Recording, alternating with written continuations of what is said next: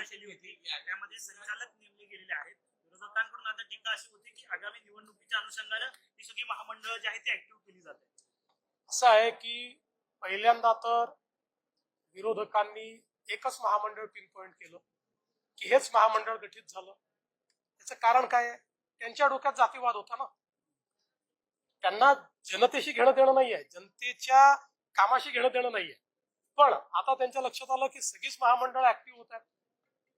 शेवटी ही सगळी महामंडळं तयार करत असताना त्याची कंपनी उपकंपनी ही सगळी प्रोसेस करावी लागते. ती प्रोसेस आम्ही पूर्ण केली. ती प्रोसेस पूर्ण केल्यावरच त्याच्यावर डायरेक्टर्स करता येतात.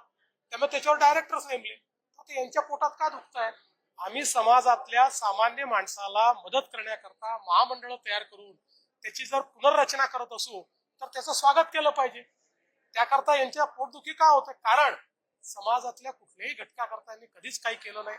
आपल्याला माहितीये अण्णासाहेब पाटील आर्थिक विकास महामंडळ गुंडाळून ठेवलं होतं.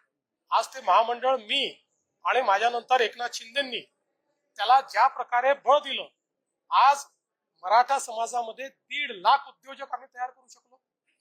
आज ओबीसी महामंडळाची पुनर्रचना केली, आम्ही महाज्योतीची पुनर्रचना केली, महाज्योती तयार केलं. आज वेगवेगळ्या समाजाची महामंडळ आम्ही तयार केली. त्यातनं उद्योजक तयार होत आहेत. यांच्या पोटात का दुखत आहे?